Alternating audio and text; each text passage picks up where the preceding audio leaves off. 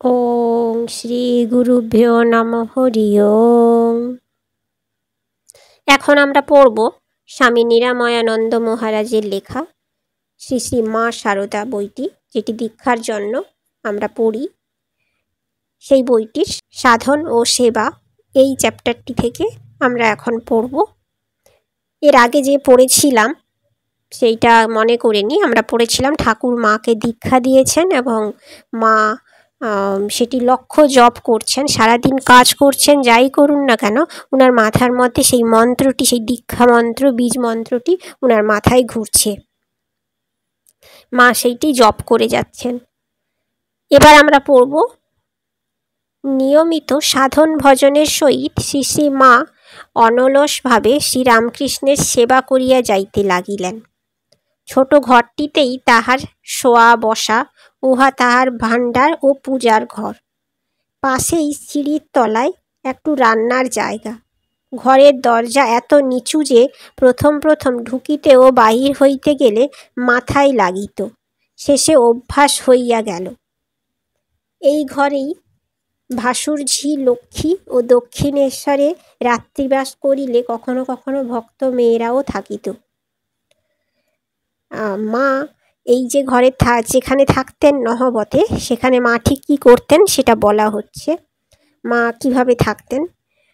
মা সারাদিনই ঠাকুরের এবং ওখানে ঠাকুরের সেবার জন্য যা যা করতে হয় মা সমস্ত কিছু করতেন। যে ঘরটিতে থাকতেন সেটি ভীষণ ছোট, আমরা এখনও গেলে দেখতে পাই মায়ের যে মন্দিরটি নহবতে, মা ওখানেই থাকতেন। এখন আমরা গেলে ওখানে মায়ের ফটো দেখতে পাই, মাকে সাজানো হয়ে আছে। সেইখানে মা থাকতেন ওইটুকু ঘরের মধ্যে। সেখানে পাশ দিয়ে সিঁড়ি গেছে, উপরে উঠে যাওয়া হয়, সেখানেই রান্নাঘর। সেই রান্নাঘরে ওখানেই মা রান্না করতেন আর পাশে ঘুমাতেন। সঙ্গে থাকতেন লক্ষ্মী দিদি, ঠাকুরের দাদার মেয়ে, এবং ঠাকুরের সঙ্গে দেখা করতে যারা আসতেন, যেসব ভক্ত মহিলারা আসতেন, তারা কখনো কখনো নহবতে মায়ের কাছে থেকে যেতেন দক্ষিণেশ্বরে, তারাও থাকতেন। সেইটুকু ঘরের মধ্যে মা এতটা কষ্ট করে থাকতেন। আর মা ওখানে যে দরজাটি ছিল সেটা এতটাই নিচু ছিল যে মাকে নিচু হয়ে ঢুকতে হতো। প্রথম প্রথম সবসময় যাতায়াতে মায়ের মাথায় লাগতো, পরে সেটি অভ্যাস হয়ে গেছিল। রান্নার পাট প্রথমে অল্প ছিল, শ্রীরামকৃষ্ণের জন্য ঝোল ভাত এবং নিজেদের জন্য সামান্য কিছু।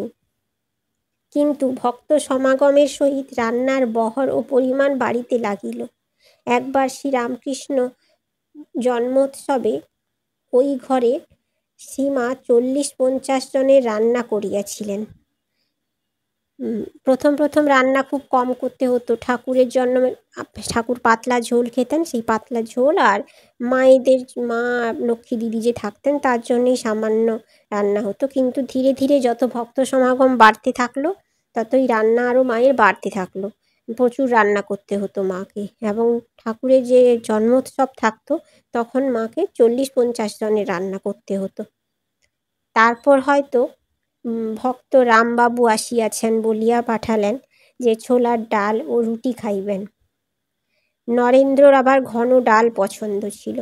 রাখাল অনেক সময় খিচুড়ি খাইতেন। রকমারি রান্নার উপর আবার অসময়ে কেহ আসিয়া পড়িলে তাহার জন্য নতুন করিয়া রান্না চড়াইতে হইত। পা নিজে সারাদিনে শ্রীমাকে কত সাজিতে হইত তাহার কোনো হিসাব নাই। সত্যি এই কালে কাজের ভিড়ে তিনি যেন নিঃশ্বাস ফেলিবারও সময় পাইতেন না। এইভাবে রান্না তো লেগে থাকতো। কখনো হয়তো রামবাবু এসেছেন, তিনি যা খেতে পছন্দ করেন, ছোলার ডাল রুটি। স্বামীজি ঘন ডাল পছন্দ করতেন, ছোলার ডাল মোটা মোটা রুটি বানাতে হতো। যে যেটা খেতে ভালোবাসে, রাখাল মহারাজ, আমাদের স্বামী ব্রহ্মানন্দ মহারাজ, তিনি হয়তো খিচুড়ি খেতে ভালোবাসেন, খিচুড়ি বানানো হচ্ছে। যে যেটা খেতে ভালোবাসে এবং যে যখন আসে তার জন্য রান্না করা হতো। রকমারি রান্না করতে হতো, এবং হঠাৎ করে কেউ যদি আবার এসে পড়ে তার জন্যও রান্না করতে হতো। সারাদিনে মাকে প্রচুর পান সাজতে হতো, কারণ যেই আসতো তাকে পান দেওয়া হতো, তাই পান সাজতে হতো। এই সব কাজে মা নিঃশ্বাস ফেলার সময় পেতেন না, তাও মা কিন্তু লক্ষ্য জপ করতেন। ভাবা যায় মায়ের সত্যি কি ক্ষমতা ছিল, অপার মহিমা মায়ের। এই সকলের উপর সন্ধ্যাবেলা যখন তিনি 3.5 সের আটার রুটি বেলিতে বসিতেন, তখন যেন হাত আর চলে না। তথাপি তাহার মাতৃহৃদয়ে কোথা হইতে এমন শক্তি আসিত যে দিনের পর দিন এইসব করিয়াও তিনি ক্লান্ত অনুভব করিতেন না।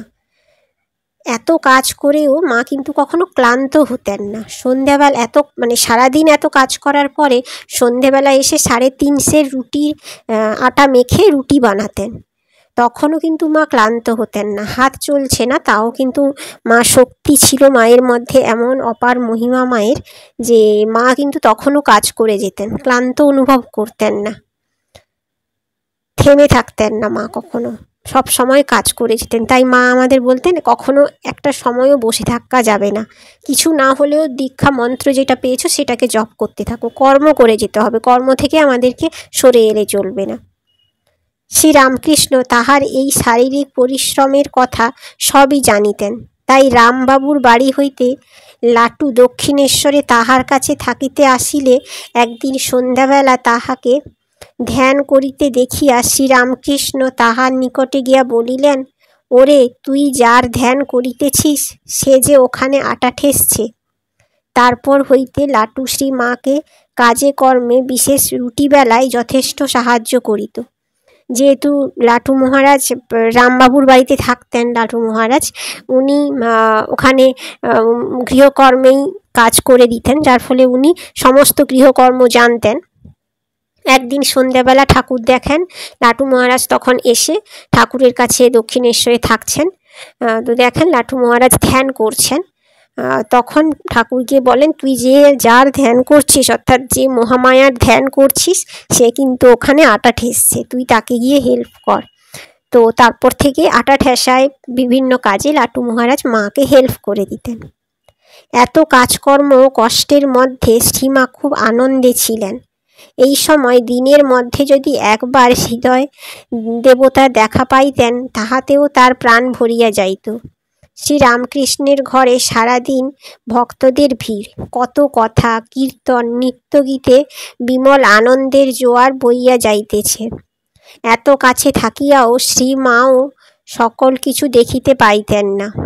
মাঝে মাঝে হয়তো সুমধুর সঙ্গীতের স্বর ভাসিয়া আসিত, কখনো বা উচ্চ সংকীর্তনের রোল আসিয়া তাহার প্রাণে আঘাত করিত। তখন তিনি কিছুক্ষণের জন্য কাজ ছাড়িয়া নহবতের বারান্দায় আসিতেন এবং দরমার বেড়ায় ফুটা দিয়া ওই দিব্য ছবির অংশমাত্র দেখিতে পাইতেন। সেইটুকুই অনেকক্ষণ ধরিয়া দেখিতেন। এত মা কাজ করতেন, কিন্তু তার মধ্যেও মা আনন্দে থাকতেন, কারণ উনি ঠাকুরের কাছে আছেন, ঠাকুরের জন্য কাজ করতে পারছেন।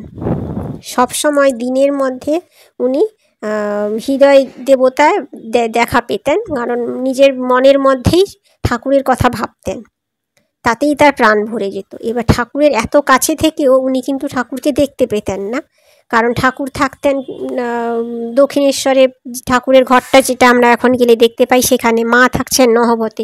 তখন মেয়েরা বেশি সামনে বেরোতো না, আর মাকে তো কেউ অনেক বছর জানতোই না যে মা ওখানে নহবতে থাকেন।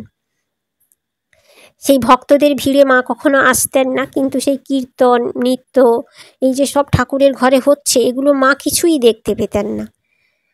কিন্তু মাঝে মাঝে ওই যে গান কীর্তন হচ্ছে, সেগুলো মা শুনতে পেতেন, আর সেইগুলো একটু দেখার জন্য মাঝে মাঝেই মা নহবতে গিয়ে, নহবতের বারান্দায় এসে, সেখানে দলমা দিয়ে ঘেরা ছিল চারদিকটা, সেই দলমার ফুটো দিয়ে মা একটা ছোট্ট সূক্ষ্ম ছিদ্রও করে দিয়েছিলেন, সেই ছিদ্র দিয়ে ঠাকুরের ঘরে দেখার চেষ্টা করতেন, আর সেইটাই অনেকক্ষণ ধরে দেখতেন, আর এসে যখন কাজও করতেন সেই কথাগুলোই ভাবতেন।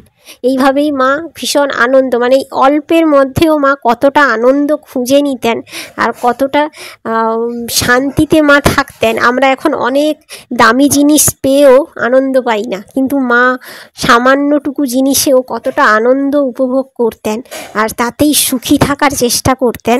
এটা মায়ের কাছ থেকেই শিখতে হয়। আজ আমরা মায়ের নিয়ে এত কিছু জানছি, পড়ছি। আপনারা এইভাবে জানতে থাকুন, পড়তে থাকুন, ভালো লাগবে। আমার ভিডিও লাইক সাবস্ক্রাইব করবেন। আজ এইটুকুই। ওম শান্তি শান্তি শান্তি। হরি ওম তৎসৎ। শ্রীরামকৃষ্ণার্পণমস্তু।